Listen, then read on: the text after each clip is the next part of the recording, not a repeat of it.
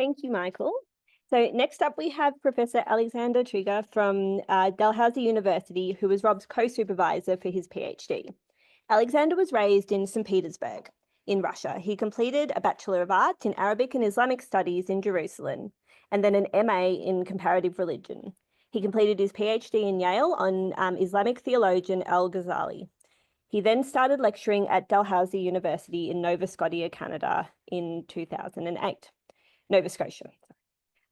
His current research involves work on Christian literature in Arabic, classical Sufism, medieval Arabic philosophy, Graeco-Arabic studies, and Christian asceticism and mysticism in Syriac churches.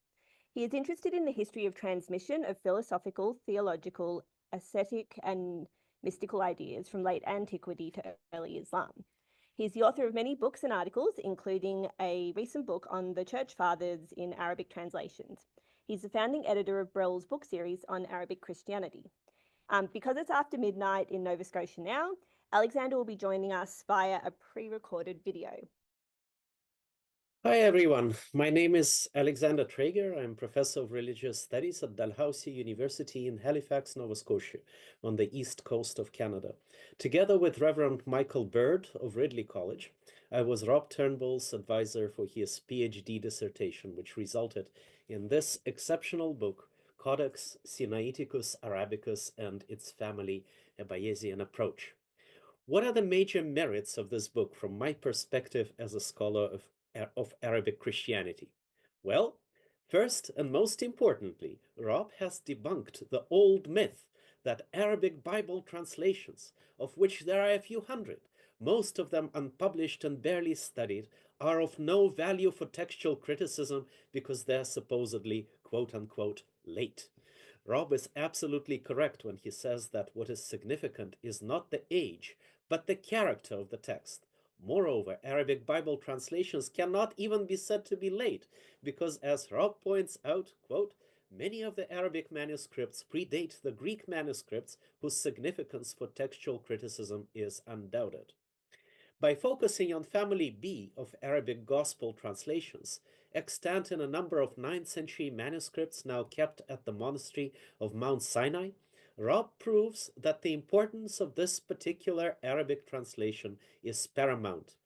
Over and over again, he demonstrates that it reflects a Greek original of a decisively non-Byzantine character. Crucially, in chapter 9, Rob presents a textual apparatus designed to supplement the apparatus of the United Bible Society's Greek New Testament. This means that scholars of the New Testament with no knowledge of Arabic will from now on be able to take the Arabic Family B Gospel translation into account in any future textual study. For me as an Arabist, 2 more chapters are of exceptional significance. Chapter 5 deals with Arabic Gospel lectionaries, that is, Arabic Gospel manuscripts where the Gospel text has been rearranged following the order in which the Gospel is read liturgically in the Orthodox Church.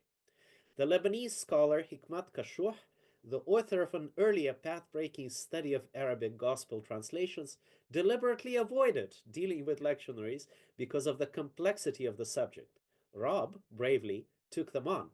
His efforts were richly rewarded, as he was able to find in lectionaries additional witnesses to the Arabic Family B Gospel translation. Chapter 7 deals with, quote, Jerusalemite lectionary headings.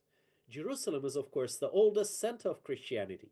This is where our Lord himself was crucified and rose from the dead. The Orthodox Church of Jerusalem had its own unique traditions that differentiated it from Constantinople. Among these traditions was a particular system of liturgical readings, that is, which lessons of the gospel were to be read on any given occasion during the liturgical year. This system of readings was still alive and well in the second half of the first millennium, and we see it reflected in liturgical rubrics in Arabic Gospel translations. Rob deserves special credit for analyzing these rubrics. This is an important contribution to our knowledge of Jerusalemite liturgical practices in the second half of the first millennium, before they were replaced by those of Constantinople. This is a process that is known as Byzantinization.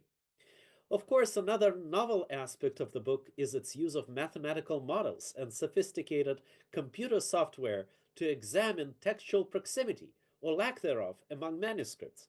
This is unprecedented. To my knowledge, no earlier study of Arabic Bible translations has done this.